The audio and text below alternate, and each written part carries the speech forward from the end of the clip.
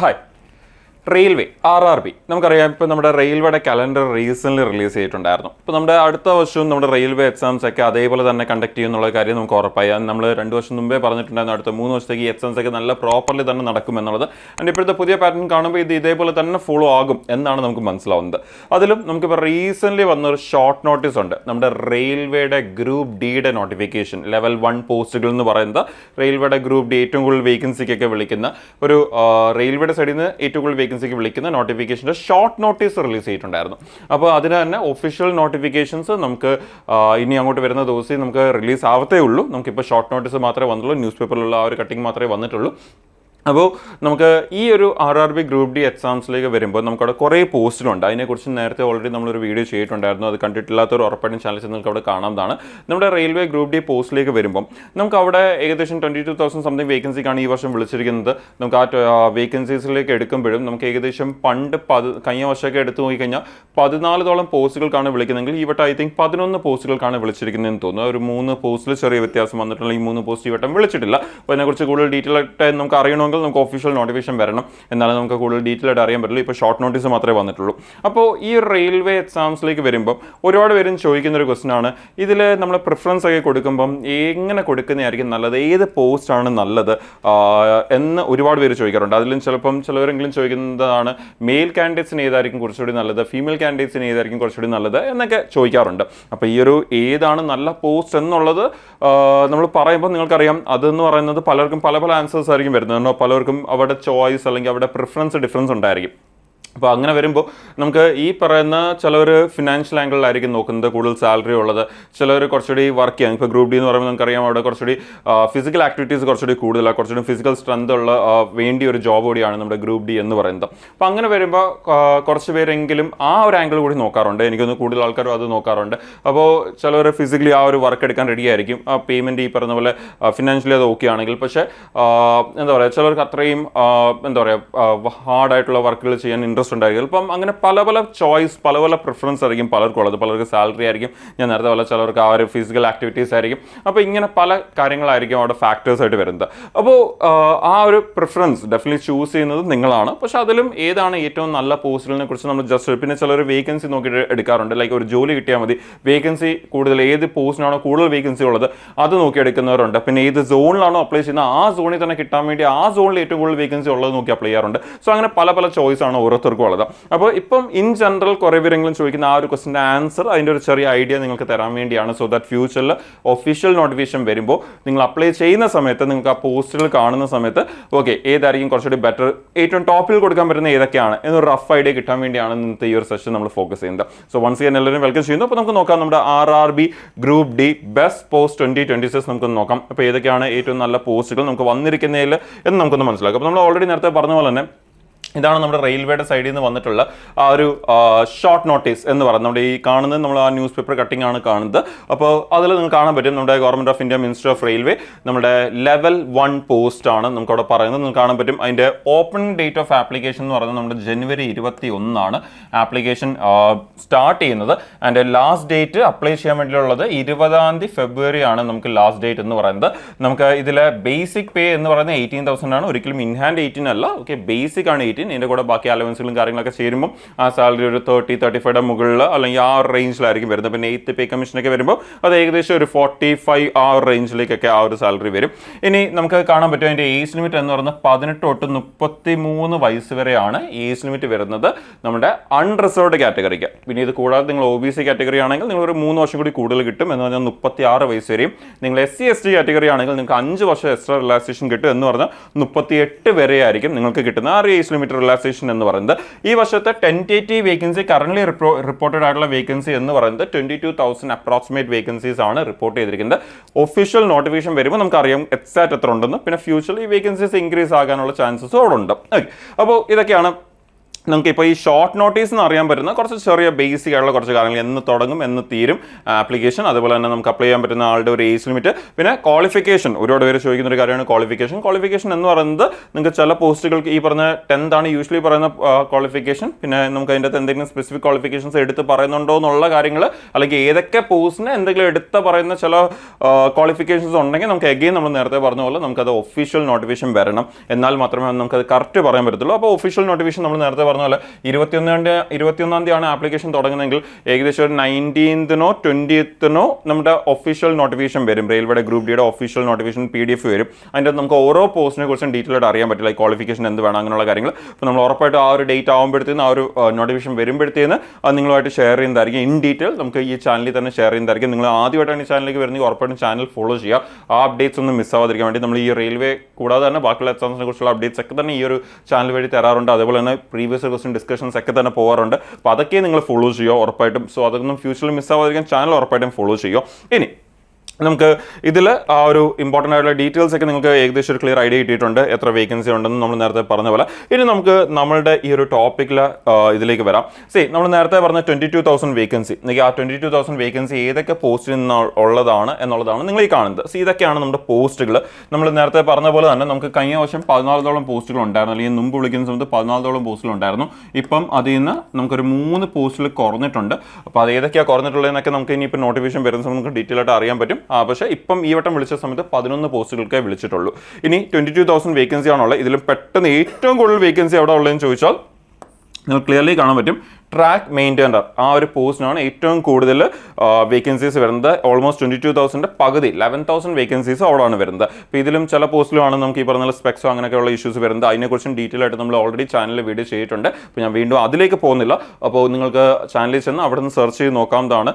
അല്ലെങ്കിൽ ഡിസ്ക്രിപ്ഷനിലും അതിനെക്കുറിച്ച് കൊടുത്തേക്കാം. നിങ്ങൾക്ക് വേണമെങ്കിൽ അവിടെ നിന്നും നിങ്ങൾക്ക് ആ വീഡിയോ ചെക്ക് ചെയ്യാവുന്നതാണ്. ഏതൊക്കെ ഇപ്പം സ്പെക്സ് വെച്ച് അപ്ലൈ ചെയ്യാൻ പറ്റുന്നതോ അല്ലെങ്കിൽ അങ്ങനത്തെ എന്തെങ്കിലും ഇഷ്യൂസ് ഒക്കെ വരുന്നത്, അല്ലെങ്കിൽ മെഡിക്കൽ സ്റ്റാൻഡേർഡ്സ്, ആക്ച്വലി സിമ്പിളായിട്ട് പറയുകയാണെങ്കിൽ മെഡിക്കൽ സ്റ്റാൻഡേർഡ്സ് അനുസരിച്ച് അപ്ലൈ ചെയ്യാൻ പറ്റുന്ന മെഡിക്കൽ ഏതൊക്കെ പോസ്റ്റിലാണ് എന്നുള്ളത് നിങ്ങൾക്ക് അവിടെ അറിയാൻ പറ്റും. ചാനലിൽ ചെന്ന് നിങ്ങൾക്ക് സെർച്ച് ചെയ്യുക, അല്ലെങ്കിൽ ഞാൻ ഡിസ്ക്രിപ്ഷനിൽ ആ വീഡിയോ കൊടുത്തിരിക്കാം.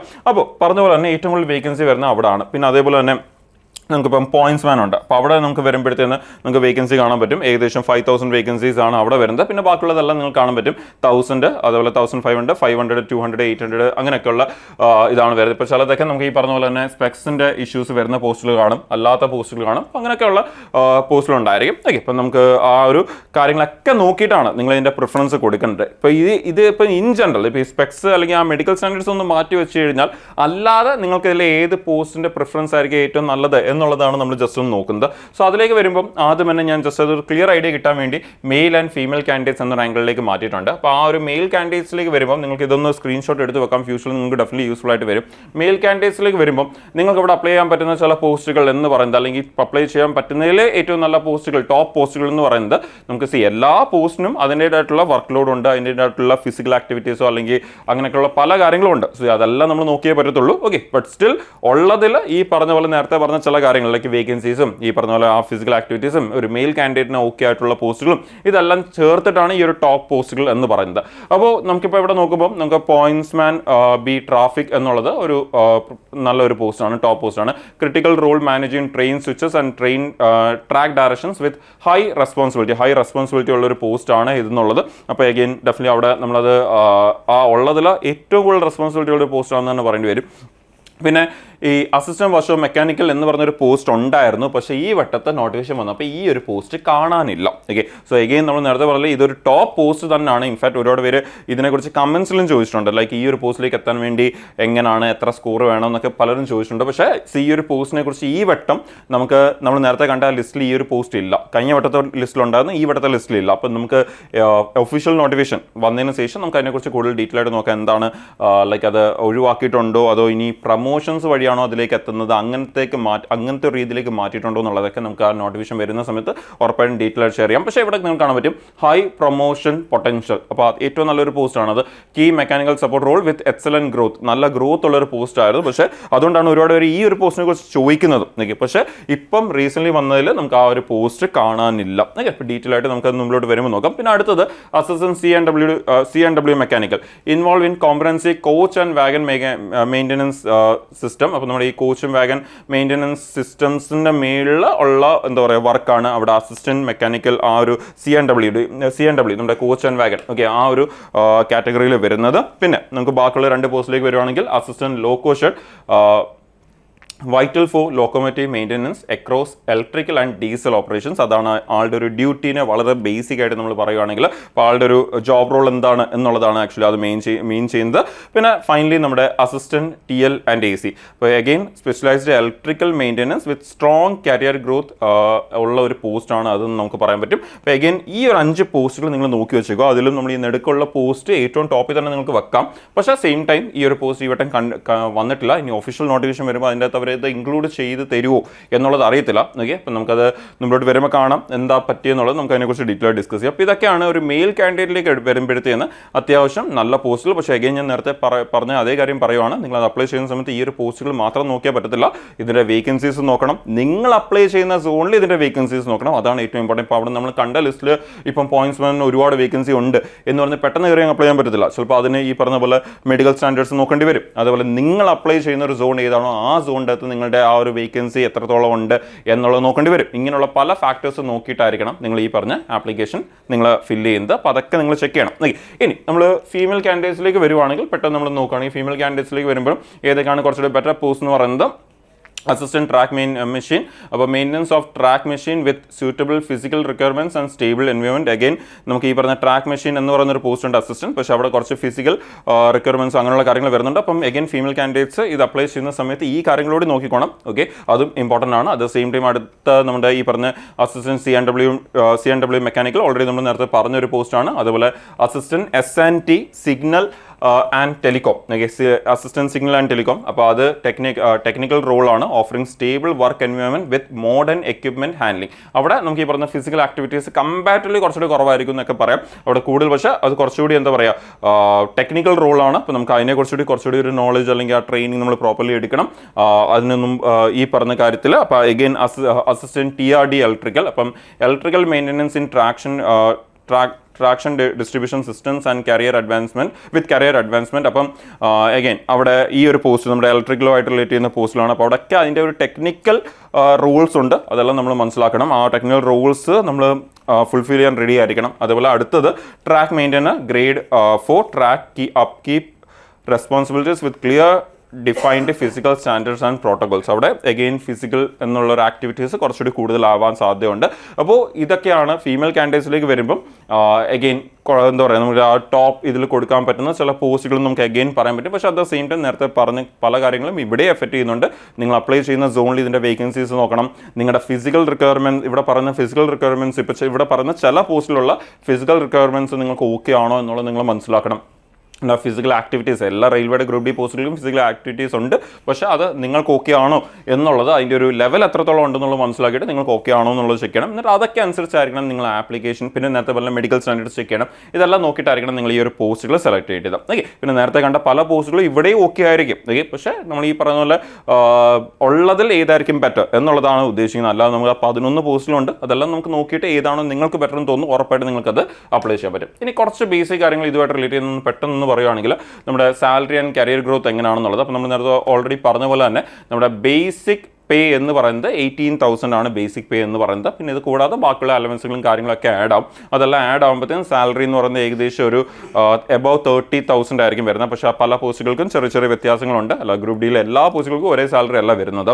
അപ്പോൾ ആ ഒരു സാലറിയിൽ ചെറിയ വേരിയേഷൻസ് ഉണ്ടായിരിക്കും. ബട്ട് ഓവറോൾ നമുക്കൊരു ആനുവൽ സാലറി റേഞ്ച് എന്ന് പറയുന്നത് 3 lakh to 6 lakh ഇടയ്ക്ക് വരും എന്ന് നമുക്ക് പറയാൻ പറ്റും. Above 3 lakh and below 6 lakh ആ ഒരു റേഞ്ചിലായിരിക്കും നമുക്ക് വരുന്നത്. അത് പോസ്റ്റ് എക്സ്പീരിയൻസ് ഈ പറഞ്ഞ കാര്യങ്ങളനുസരിച്ചായിരിക്കും. പിന്നെ പ്രൊമോഷൻ വരുന്നതും ഒരു 3 year വൈസ് ആയിരിക്കും പ്രൊമോഷൻസ് വരുന്നത്. ഇത് കൂടാതെ നമുക്ക് ഈ പറഞ്ഞ ഡിപ്പാർട്ട്മെന്റൽ എക്സാംസ് അങ്ങനെയുള്ള കാര്യങ്ങൾ നോക്കാം. പിന്നെ കരിയർ അഡ്വാൻസ്മെൻറ്റ് അഗെയിൻ നമ്മൾ കരിയർ അഡ്വാൻസ്മെൻറ്റ് എന്ന് പറയുമ്പോഴും അഗെയിൻ അവിടെ അത്യാവശ്യം നല്ല കരിയർ അഡ്വാൻസ്മെൻറ്റ് ഉള്ള ഒരു പോസ്റ്റ് ആയിരുന്നു അസിസ്റ്റന്റ് വർക്ക്ഷോപ്പ് മെക്കാനിക്കൽ എന്ന് പറയുന്നത്. ഞാൻ ഓൾറെഡി നേരത്തെ ഷെയർ ചെയ്ത പോലെ തന്നെ. പക്ഷേ അഗെയിൻ ഈ പോസ്റ്റ് ഈ വട്ടം ഒഴിവാക്കി എന്നാണ് മനസ്സിലാവുന്നത്. നമുക്ക് മുമ്പോട്ട് പോകുമ്പോൾ കൂടുതൽ ഡീറ്റെയിൽ നോക്കാം. പിന്നെ അതുപോലെ തന്നെ വെർട്ടിക്കൽ ഗ്രോത്ത് പൊട്ടൻഷ്യൽ ഉള്ള പോസ്റ്റിലുണ്ട്. നമ്മൾ നേരത്തെ പറഞ്ഞ പോലെ തന്നെ ഈ പറഞ്ഞ പോസ്റ്റിലൊക്കെ തന്നെ നമുക്ക് മെഡിക്കൽ ബെനിഫിറ്റ്സും ഈ പറഞ്ഞ പോലെ സ്പെഷ്യൽ അലവൻസുകളും പെൻഷൻസും ഒക്കെ ഓഫർ ചെയ്യുന്നുണ്ട്. സോ അങ്ങനെ ഒക്കെ നമ്മുടെ ഈ ഒരു ഗ്രൂപ്പ് ഡി പോസ്റ്റിൽ എന്ന് പറയുമ്പോൾ പലർക്കും ഗ്രൂപ്പ് ഡി എന്ന് പറയുമ്പം എന്താ പറയുക ഭയങ്കര ലെവൽ ലെവൽ 1 ഏറ്റവും ചെറിയ പോസ്റ്റാണ് എന്ന റാങ്കിൽ കൺസിഡർ ചെയ്യുന്നവരുണ്ട്. ഡെഫിനറ്റ്ലി ഏറ്റവും ചെറിയൊരു പോസ്റ്റാണ്. പക്ഷെ നമ്മളവിടെ മനസ്സിലാക്കേണ്ട ഒരു കാര്യം എന്ന് പറഞ്ഞു കഴിഞ്ഞാൽ ആ ലെവൽ 1 പോസ്റ്റിലേക്ക് ജോയിൻ ചെയ്തുകൊണ്ട് നമുക്ക് എന്ത് ചെയ്യാം, ഫ്യൂച്ചറിൽ നമുക്കൊന്ന് സെക്യൂർ ആയിക്കൊണ്ട് നമുക്ക് എന്ത് ചെയ്യാം, ഈ പറഞ്ഞ റെയിൽവേയുടെ ബാക്കിയുള്ള അഡ്വാൻസ് എക്സാംസോ അല്ലെങ്കിൽ വേറെ എക്സാംസിനും ഫോക്കസ് ചെയ്യാൻ പറ്റും. ഒരുപാട് പേര് SSCയുടെ MTS എക്സാംസ് ക്ലിയർ ചെയ്തിട്ട് അതിൽ ജോയിൻ ചെയ്തുകൊണ്ട് അതിൻ്റെ അഡ്വാൻസ് എക്സാംസ് നോക്കാറുണ്ട്. അതേപോലെ തന്നെ ഏറ്റവും പെട്ടെന്ന് ക്ലിയർ ചെയ്യാൻ പറ്റുന്ന, ഏറ്റവും കൂടുതൽ വേക്കൻസി ഉള്ള, ഏറ്റവും ചെറിയ ക്വാളിഫിക്കേഷൻ വെച്ചുകൊണ്ട് അപ്ലൈ ചെയ്യാൻ പറ്റുന്ന ഒറ്റ സിംഗിൾ എക്സാം വരുന്ന, അതാണ് ഏറ്റവും വലിയ ഹൈലൈറ്റ്. ഒറ്റ സിംഗിൾ എക്സാം, രണ്ടാമത്തെ ഒരു എക്സാം ഒന്നും ഇല്ല. ഫിസിക്കൽ സ്റ്റാൻഡേർഡ്സ് വെക്കും, പക്ഷേ നമ്മുടെ ഒറ്റ ഒരു സിംഗിൾ എക്സാം വരുന്ന ഒരു എക്സാമാണ്. അപ്പോൾ അതുകൊണ്ട് തന്നെ അത് ക്ലിയർ ചെയ്തെടുക്കാൻ എളുപ്പമാണ്. അതൊന്ന് ക്ലിയർ ചെയ്ത് കിട്ടിക്കഴിഞ്ഞാൽ പിന്നെ ആദ്യം സേഫ് ആയിട്ട് ഇരുന്നുകൊണ്ട് തന്നെ നമുക്ക് എന്ത് ചെയ്യാം, ഈ പറഞ്ഞ ബാക്കിയുള്ള പ്രിപ്പറേഷൻസ് നമുക്ക് ചെയ്യാൻ പറ്റും. പക്ഷേ അഗെയിൻ അങ്ങനെ ഒരു ഫ്യൂച്ചർ ഗ്രോത്ത് കൂടി ആലോചിച്ചുകൊണ്ട് എടുക്കുന്ന ഒരാളാണെങ്കിൽ അതിനനുസരിച്ചുള്ള പോസ്റ്റും സെലക്ട് ചെയ്യണം. ഒരുപാട് ഫിസിക്കൽ ആക്ടിവിറ്റി വരുന്ന ഒരു പോസ്റ്റ് സെലക്ട് ചെയ്തിട്ട് ഡേറ്റയിൽ നമ്മൾ ഒരുപാട് ഫിസിക്കൽ ആക്ടിവിറ്റീസ് എടുത്തിട്ട് ഈവനിങ് ഭയങ്കരമായിട്ട് ടയർഡായിട്ട് പിന്നെ പ്രിപ്പയർ ചെയ്യാൻ പറ്റാത്ത ഒരു ലെവലിലേക്ക് നമ്മൾ ടയർഡായിട്ട് പിന്നെ നമ്മൾ പോകുന്നതിൽ കാര്യമില്ല. സോ ഈവൻ ഫ്യൂച്ചർ ലോങ് ടേമിൽ നിങ്ങൾ ബെറ്റർ എക്സാംസ് എഴുതിയെടുക്കാൻ പ്ലാൻ ഉള്ള ഒരാളാണ്, നിങ്ങളുടെ എഡ്യൂക്കേഷൻസ് കൂടുതലാണ്, ലൈക്ക് നിങ്ങൾ അത്യാവശ്യം ഹൈലി എഡ്യൂക്കേറ്റഡ് ആണ്, പക്ഷേ നിങ്ങൾക്ക് പെട്ടെന്നൊരു ജോലി വേണമെന്നുണ്ടായിരുന്നു, നിങ്ങൾ ഇത് എഴുതിയെടുത്തു. ഫ്യൂച്ചറിൽ നിങ്ങൾക്ക് ഇതിനേക്കാൾ നല്ല എക്സാംസ് വേണം, അതിലേക്ക് നിങ്ങൾക്ക് പ്രിപ്പയർ ചെയ്യും വേണം, എന്നാൽ കുറച്ചുകൂടി സമയം വേണം. അങ്ങനെയൊക്കെ ഒരു ആംഗിളിലൊക്കെ വരുമ്പോൾ നിങ്ങൾ അവിടുത്തെ ആ ഒരു ഈ എക്സാംസ് വളരെ പെട്ടെന്ന് എഴുതിയെടുത്തുകൊണ്ട് നിങ്ങൾക്ക് ക്ലിയർ ചെയ്തുകൊണ്ട് നിങ്ങൾക്ക് എന്ത് ചെയ്യാം, ഫ്യൂച്ചറിൽ വരുന്ന നല്ല എക്സാംസിന് വേണ്ടി പ്രിപ്പയർ ചെയ്യാൻ കുറച്ചുകൂടി സമയം കൊടുത്തുകൊണ്ട്.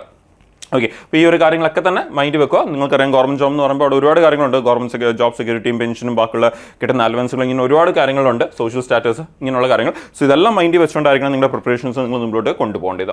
പിന്നെ നമ്മൾ ഓൾറെഡി നേരത്തെ പറഞ്ഞ പോലെ തന്നെ ഇത് അപ്ലൈ ചെയ്യുന്ന സമയത്ത് പല കാര്യങ്ങളും ചെക്ക് ചെയ്തുകൊണ്ടായിരിക്കണം നിങ്ങൾ അപ്ലൈ ചെയ്യുന്നത്. ഓക്കെ, നിങ്ങളുടെ ഫിസിക്കൽ സ്ട്രെങ്ത് ഒരു വളരെ ഇമ്പോർട്ടൻറ്റ് ഫാക്ടറാണ്. ഫിസിക്കൽ ഫിറ്റ്നസ് ഈ പറഞ്ഞ കാര്യങ്ങളൊക്കെ തന്നെ വളരെ ഇമ്പോർട്ടൻ്റ് ഒരു ഫാക്ടറാണ്. പിന്നെ അതുപോലെ തന്നെ നമുക്ക് നമുക്ക് ആ അപ്ലൈ ചെയ്യുന്ന പോസ്റ്റ് തന്നെ കിട്ടണമെന്നുണ്ടെങ്കിൽ നമുക്ക് അത്രയും മെറിറ്റ് ഉണ്ടായിരിക്കണം, അത്രയും സ്കോർ ഉണ്ടായിരിക്കണം. സോ ആ ഒരു ആംഗിളിലുള്ള പ്രിപ്പറേഷൻ നിങ്ങളുടെ സൈഡിൽ നിന്ന് ഉറപ്പായിട്ടുണ്ടായിരിക്കണം. അതുപോലെ ഓരോ ജോബിന് അപ്ലൈ ചെയ്യുന്നതിന് മുമ്പും അല്ലെങ്കിൽ പ്രിഫറൻസ് കൊടുക്കുന്നതിന് മുമ്പും നിങ്ങളുടെ ഇൻട്രസ്റ്റ് ഏരിയ ഫിക്സ് ചെയ്യുക, നിങ്ങളുടെ ഫ്യൂച്ചർ ഇൻട്രസ്റ്റ് ഫിക്സ് ചെയ്യുക, ഏത് സൈഡിലേക്കാണെന്നുള്ളത്. എന്നിട്ട് അതനുസരിച്ചുകൊണ്ട് നിങ്ങളുടെ പോസ്റ്റ് പ്രിഫറൻസ് നിങ്ങൾ അപ്ലൈ ചെയ്യുന്ന സോണിൽ എങ്ങനെയാണെന്ന് നോക്കിയിട്ട് അത് വെച്ചുകൊണ്ട് മാത്രം പ്രിഫറൻസ് കൊടുക്കുക. ജസ്റ്റ് ഇവിടെ കണ്ട ഒരു ലിസ്റ്റ് വെച്ചുകൊണ്ട് മാത്രം കൊടുക്കാറില്ല. ഓക്കെ, ഈ ഒരു പറഞ്ഞ് ഞാൻ അതുകൊണ്ട് തുടക്കത്തിൽ തന്നെ പറഞ്ഞ പലർക്കും പല പ്രിഫറൻസ് ഏരിയാസ് ഉണ്ടായിരിക്കും.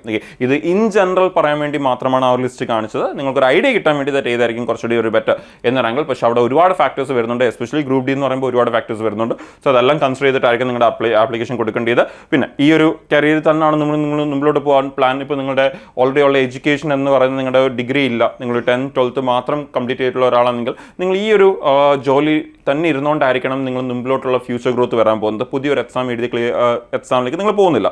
അങ്ങനെയാണെങ്കിൽ നിങ്ങൾക്ക് ഇതിലേക്ക് ജോയിൻ ചെയ്യുന്ന സമയത്ത് നമ്മൾ നേരത്തെ പറഞ്ഞ പോലെ ഏറ്റവും കൂടുതൽ ഗ്രോത്ത് പൊട്ടൻഷ്യൽ ഉള്ള പോസ്റ്റുകൾ നോക്കിയിട്ടായിരിക്കണം കൊടുക്കേണ്ടത്. സോ ഇങ്ങനെ ആ ഒരു ചോയ്സ് എടുക്കേണ്ടത് നിങ്ങളുടെ ഫ്യൂച്ചറും നിങ്ങളുടെ പ്രസൻറ്റും എല്ലാം കൂടി കൺസിഡർ ചെയ്തുകൊണ്ടായിരിക്കണം നിങ്ങൾ ആ ചോയ്സ് എടുക്കേണ്ടത്. ഓക്കെ, ഇപ്പോൾ ലോങ് ടേമിൽ നിങ്ങൾ വേറെ എക്സാം എഴുതാനുള്ള പ്ലാനിലാണ് നിൽക്കുന്ന ഒരാളാണെങ്കിൽ ഡെഫിനറ്റ്ലി നിങ്ങൾ എന്തായിരിക്കും ഫോക്കസ് ചെയ്യേണ്ടത്, ഏറ്റവും എന്താ പറയുക വലിയ ഒരു വർക്ക് ലോഡ് വരാത്ത, ഫിസിക്കൽ ആക്ടിവിറ്റി വരാത്ത ഒരു പോസ്റ്റ് നോക്കിയായിരിക്കണം സെലക്ട് ചെയ്യേണ്ടത്.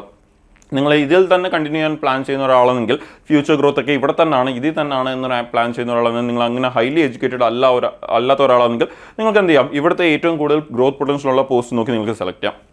ഇവർ ഇച്ചിരി ഫിസിക്കൽ ആക്ടിവിറ്റി വന്നാലും നിങ്ങൾക്ക് അവിടെ വീട്ടിൽ പോയിട്ട് അവിടെ അടുത്ത് എത്താൻ വേണ്ടി പ്രിപ്പറേഷൻ അങ്ങനെയുള്ള കാര്യങ്ങളൊന്നും വരുന്നില്ല. സോ ഈ കാര്യങ്ങളൊക്കെ മൈൻഡ് വെച്ചുകൊണ്ടായിരിക്കണം നിങ്ങളുടെ പ്രിപ്പറേഷൻസ് നിങ്ങൾ മുമ്പോട്ട് കൊണ്ടുപോകേണ്ടത്. അപ്പോൾ നേരത്തെ പറഞ്ഞാൽ എസ്പെഷ്യലി ഫീമെയിൽ കാൻഡിഡേറ്റ്സ് ഈ പോസ്റ്റിലേക്ക് അപ്ലൈ ചെയ്യുന്ന സമയത്തായാലും നിങ്ങൾ ഈ പറഞ്ഞ ഫിസിക്കൽ റിക്വയർമെൻറ്റ്സ് ലൈക്ക് ആ ഒരു ഫിസിക്കൽ ഫിറ്റ്നസ് ഇങ്ങനെയുള്ള കാര്യങ്ങളോട് നിങ്ങൾ ശ്രദ്ധിച്ചിട്ടായിരിക്കണം നിങ്ങളത് അപ്ലൈ ചെയ്യേണ്ടത്. അപ്പം അത് എല്ലാവർക്കും അങ്ങനെ തന്നെയാണ്, പക്ഷേ അറ്റ് ദ സെയിം ടൈം അത് ഒന്ന് എടുത്തു പറഞ്ഞെന്ന് മാത്രം. അപ്പോൾ ഈ ഒരു കാര്യങ്ങളൊക്കെ തന്നെ മൈൻഡിൽ വെക്കാം. ഓക്കെ, ഇനി നമ്മുടെ റെയിൽവേ ഗ്രൂപ്പ് ഡി എക്സാംസിന് വേണ്ടി ആദ്യമായിട്ട് പ്രിപ്പയർ ചെയ്യുന്നവരാണെങ്കിൽ നമ്മൾ നേരത്തെ പറഞ്ഞ റെയിൽവേയുടെ ഇപ്പോൾ കലണ്ടർ വന്നിട്ടുണ്ട്, നമ്മുടെ ഷോർട്ട് നോട്ടീസ് വന്നിട്ടുണ്ട്. ഇനി ഒഫീഷ്യൽ നോട്ടിഫിക്കേഷൻ നമുക്ക് ഈ പറഞ്ഞ പോലെ 20-ാം തീയതി അടുപ്പിച്ച് വരും.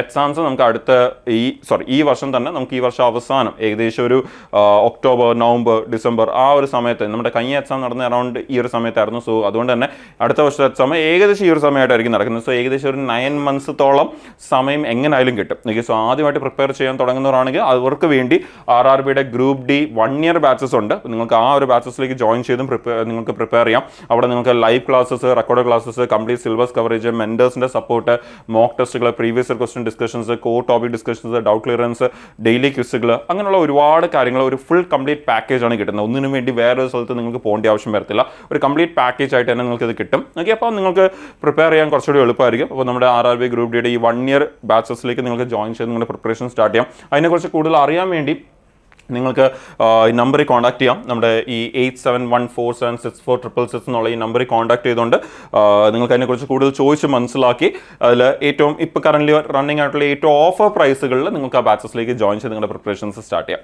സോ ഈ ഒരു സെഷനിൽ പറഞ്ഞ കാര്യങ്ങളൊക്കെ ക്ലിയർ ആണെന്ന് വിശ്വസിക്കുന്നു. നമ്മൾ ഈ RRB ഗ്രൂപ്പ് ഡിനെ കുറിച്ചുള്ള ഒരു റഫ് ഐഡിയ, അല്ലെങ്കിൽ അതിൻ്റെ പോസ്റ്റിനെ കുറിച്ചുള്ള ഒരു റഫ് ഐഡിയ നിങ്ങൾ പ്രിഫറൻസ് ആക്കി കൊടുക്കുന്ന സമയത്ത് അത് മനസ്സിലാൻ വേണ്ടിയായിരുന്നു നമ്മൾ ഈ ഒരു സെഷൻ ചെയ്തത്. അപ്പോൾ ഇനി നോട്ടിഫിക്കേഷൻ വരുമ്പോൾ നമ്മൾ പറഞ്ഞ പോലെ ഈ ചേഞ്ചസ് നമുക്കിപ്പോൾ ഈ ഷോർട്ട് നോട്ടീസിൽ നിന്ന് മനസ്സിലായ കുറച്ച് ചേഞ്ചസ് ഉണ്ട്. ഈ ചേഞ്ചസ് ഒക്കെ ആ ഒരു ഡീറ്റെയിൽഡ് നോട്ടിഫിക്കേഷൻ നോക്കി മനസ്സിലാക്കി വായിച്ച് മനസ്സിലാക്കി അതിനെക്കുറിച്ച് സ്റ്റഡി ചെയ്തിട്ട് നമുക്ക് ആ സമയത്ത് നമുക്ക് വളരെ ഡീറ്റെയിൽ ആയിട്ട് ഇതിനെക്കുറിച്ചൊക്കെ തന്നെ ഡിസ്കസ് ചെയ്യാം. അപ്പോൾ ഇവിടെ പറഞ്ഞ പല കാര്യങ്ങളെക്കുറിച്ചും കുറച്ചുകൂടി ക്ലാരിറ്റിയിൽ നമുക്കത് ആ സമയത്ത് നിങ്ങൾക്ക് പറഞ്ഞുതരാൻ പറ്റും. അപ്പോൾ ആ സമയത്ത് നമുക്കത് വീണ്ടും ഡീറ്റെയിൽ ആയിട്ട് തന്നെ നമുക്ക് അതിനെക്കുറിച്ച് ഡിസ്കസ് ചെയ്യാം. ഫ്യൂച്ചറിൽ വരുന്ന സമയത്ത് ഈ നോട്ടിഫിക്കേഷൻ വരുന്ന സമയത്ത് അറൗണ്ട് നമ്മുടെ January 20 എന്ന് നമുക്ക് വേണമെങ്കിൽ പറയാം. സോ ഫ്യൂച്ചറിൽ വരുന്ന അപ്ഡേറ്റ്സ് ഒന്നും മിസ്സാവാതിരിക്കാൻ നിങ്ങൾ ചാനൽ കറക്റ്റായിട്ട് ഫോളോ ചെയ്തുകൊണ്ടിരിക്കുക. അപ്പോൾ നമുക്ക് ഇതിൻ്റെ ഡീറ്റെയിൽ നോട്ടിഫിക്കേഷനുമായിട്ട് നമുക്ക് വരുന്ന ദിവസം നമുക്ക് വീണ്ടും ഇവിടെ തന്നെ കാണാം. Thank you.